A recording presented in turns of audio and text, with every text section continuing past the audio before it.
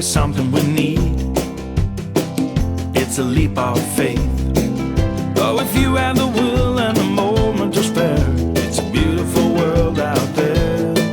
It's a beautiful world out there.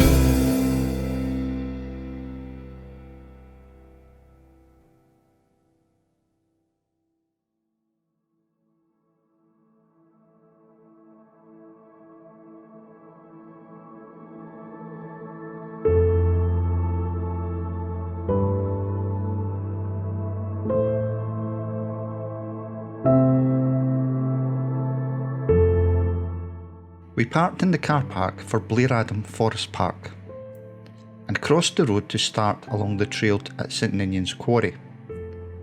Once you cross the road, it is easy to imagine you have stepped through a doorway to another world. The barren landscape is untypical for this area of Scotland, with the extensive mining having taken its toll on the landscape. In recent times, there has been a campaign to restore this area back to nature, and in part you can see the effects of this. As you wander around the old open cast mines, keep in mind that this once used to be a thriving village comprising of 3 small hamlets. Prior to the 19th century, the only thing of interest in this area was agriculture. But in 1859, Lasodie Coal Company started mining at the western edge of the estate. A number of houses were built for the miners and their families at the pit head, and this would ultimately become known as Old Rose. The extraction of coal was very labour intensive in these times, and a large number of miners and their families moved into the village. As a result, a second hamlet known as New Rose was built, and finally a third village known as Fairfield was completed. Due to the increase in families, a school was erected in 1877, which replaced the earlier colliery school.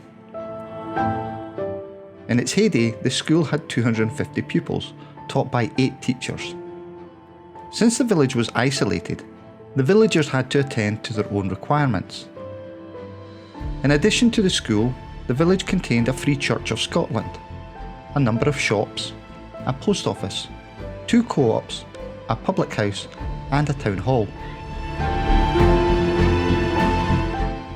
Each week, the miners would have a penny deducted from their wages, and this went to pay for the village nurse, who was a midwife, pit nurse, district nurse, and a dentist.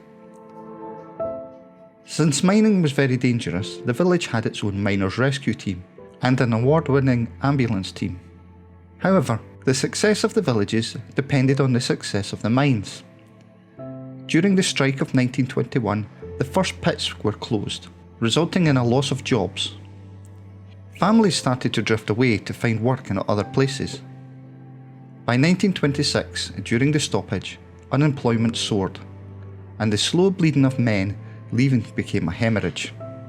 By 1931, the cost to extract the coal had become too high due to the expense in keeping the workings free from heavy water.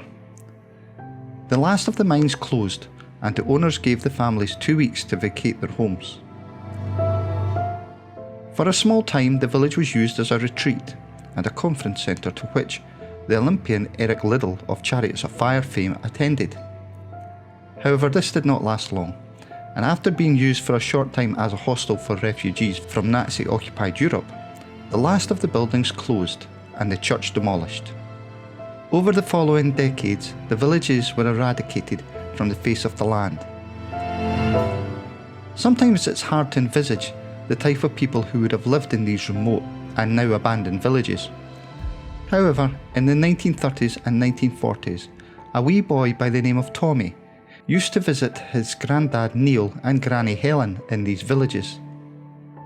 This little boy would ultimately become Sean Connery of James Bond fame. The only visible remnant of these villages is a war memorial near King's Seat, commemorating the villagers killed in the First and Second World War.